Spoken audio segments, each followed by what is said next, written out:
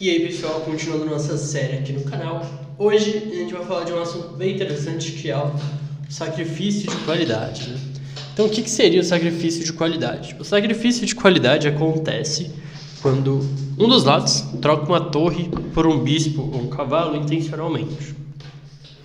E aí junto com esse sacrifício ele vai ter, em teoria ele vai argumentar que ele vai ter algum tipo de vantagem posicional em troca dessa desvantagem material, né? Então, às vezes, ele sacrifica a torre para ter um bispo e um peão numa diagonal ativa, assim, né? Ou um cavalo muito forte no centro, coisas assim. Então, são essas correlações materiais. Nem sempre, os valores das peças sempre são relativos. Vai depender de onde a peça está, do que ela está fazendo ali, se ela é uma peça que ela está colocada ou não. Então, pensando nisso, em algumas situações, alguns sacrifícios podem ser feitos, né? Então, para ilustrar esse tema, eu vou mostrar uma partida do Lublinski contra o Botvinnik em 1943.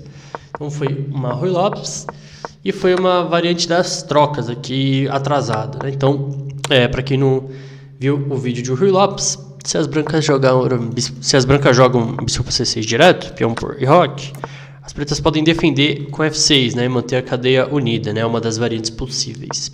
Então a ideia das brancas aqui, depois de bispo A4, cavalo F6, as pretas não vão conseguir mais jogar o lance F6, né, que entre aspas seria o lance ideal.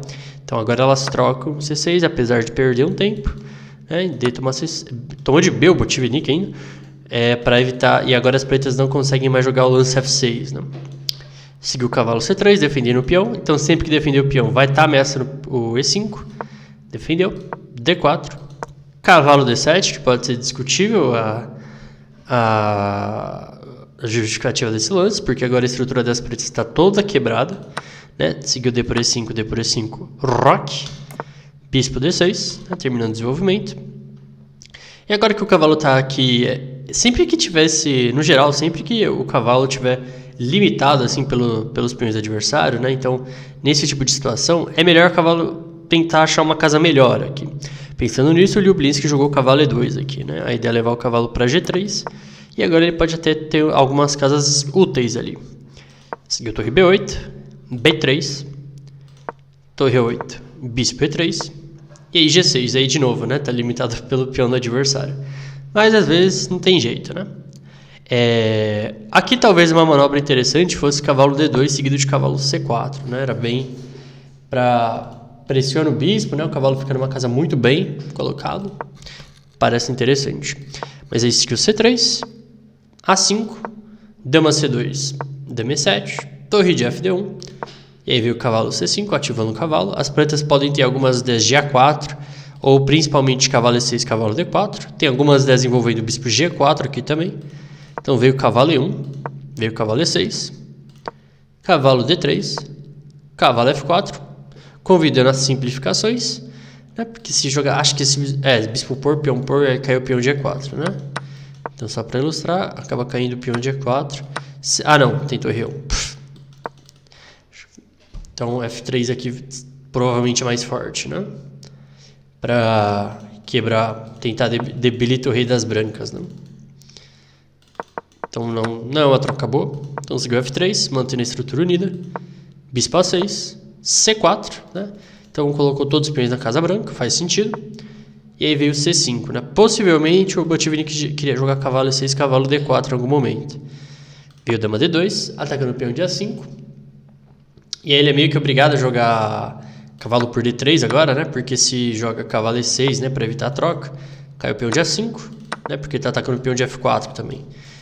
Então aqui veio o cavalo D3, dama D3, torre de E8, tentando colocar a torre aqui na coluna aberta. Cavalo E2, a ideia das brancas, né? O cavalo está limitado aqui de novo, né? Ele está limitado, então ele vai tentar achar uma casa melhor, né? Então C3 pode ir para 4, ou em alguns casos até a casa de D5 pode ser uma bela casa para esse cavalo, né?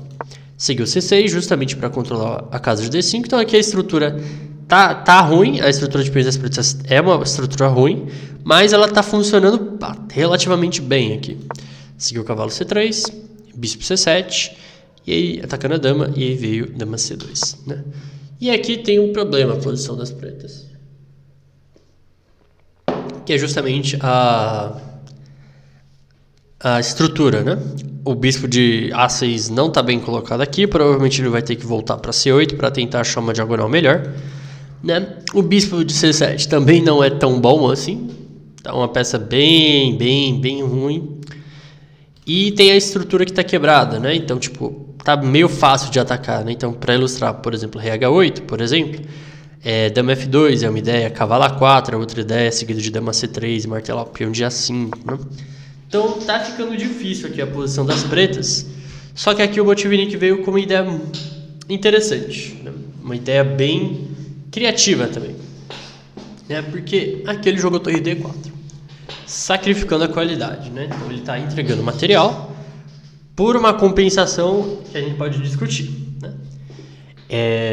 Então vamos lá. Na partida, o Liuplinski jogou cavalo E2. A ideia dele e o que aconteceu na partida é tomar de cavalo a torre. Mas se ele joga bispo por D4 primeiro, C por D4 e cavalo A4, parecia ser uma ideia melhor. Por qual motivo, né? As brancas ganharam uma qualidade e as pretas têm um par de bispos, né? Tem um par de bispos e desdobraram os peões e tem um peão de D passado protegido. Quando a gente tem um peão passado protegido, a gente quer bloquear ele o mais cedo possível. E a melhor peça bloqueadora é o cavalo. Então faria mais sentido manter o cavalo no tabuleiro, né, para jogar cavalo B2 e cavalo D3. E assim depois tentar progredir na posição, né, com a vantagem material. Então veio o cavalo E2, bispo C8. E aí ele tomou de cavalo em D4, né, C por D4. E aí veio o bispo F2. E aí veio o C5, né, mantendo a cadeia de peões firme e forte. E assim, o computador dá vantagem pro branco, mas não é tão fácil jogar de brancas agora também. Tem esse micro problema, porque agora as pretas têm F5 vindo, né, para abrir o jogo pro par de bispos.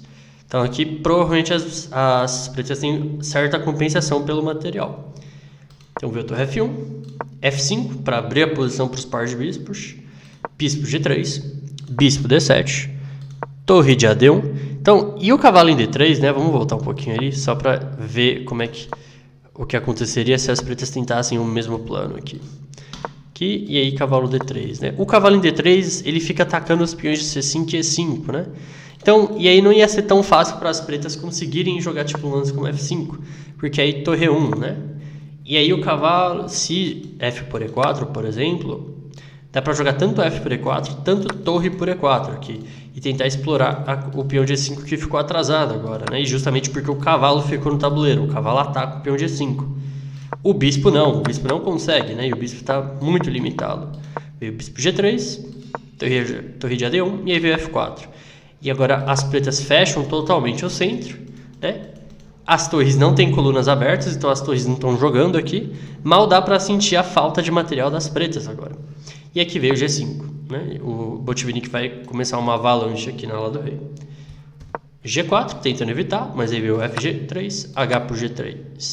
Bispo H3, atacando a torre, aproveitando algumas debilidades que foram criadas, né? Agora a coluna F está atacada também. A coluna F está aberta para atacar o peão de F, né? Que ficou atrasado ali também. Então veio H5, torre D2 e a torre não faz nada aqui na coluna fechada, né? E veio H4, acho que era só para liberar o bispo, né? Mas bispo F2, torre F8, atacando o peão de F, torre D3, torre F4, colocando a torre numa casa muito boa. E aqui as torres não jogam, né? As torres das brancas, RH1, RH7, torre G1, bispo D8 para definir o peão de G, colocando a última peça em jogo. Veio dama E2, dama F7, aumentando a pressão aqui em cima do peão e preparando o G4 em alguns casos. Dama D1, dama H5, de novo, aumentando a pressão ali. E aí jogou bispo E3 aqui. É um tema tático que não funciona. Veio dama F3, mas aí talvez dama E3 mesmo fosse uma opção, né? Porque se torre por D8 leva dama F3, dama F3, dama F3, e aí o argumento é qual, né? O peão de G sobreviveu e tem um G4, G3 vindo também, que é muito chato, né? E aí beleza, a torre entrou no jogo, só que agora é meio tarde, né? Mas aí o Botvinnik preferiu jogar dama F3, tomou. E aí o problema é que sobrou esse bispo G5, né? Mas ainda assim é uma boa opção, o preto continua melhor aqui. E tem o peão de D ainda, né? Veio o bispo B6, torre por E4, bispo por C5, torre E2, torre D1, bispo G4, H3, bispo H3. B4, tentando criar alguma coisa, mas veio o bispo F5 e agora tem bispo, torre na segunda fileira e o peão de H avançando também. A partida não durou muito, veio o bispo D6, D3, depois de B por A5, H3 e aqui as brancas abandonaram. Então eu acho que essa partida ilustra muito o tema do sacrifício de qualidade muito bem. E notem, né, porque apesar das brancas terem a torre a qualidade a mais, né, que a gente chama, a qualidade a mais que elas têm, a torre nunca entrou no jogo, né, nunca participou ativamente do jogo, porque não tem colunas abertas aqui, né. E aí o Botvinnik aproveitou isso para fechar ainda mais o jogo e atacar só de um lado do tabuleiro, né. Então, aquela coisa, procurem mais, né? Procurem mais temas, mais ideias desse tipo, sacrifício de qualidade, para vocês terem mais ideias de quais compensações podem surgir, né? Que é só aquele rascunho, né? Vocês sempre podem aprofundar ainda mais. Espero que vocês tenham gostado desse vídeo e vejo vocês na próxima aula.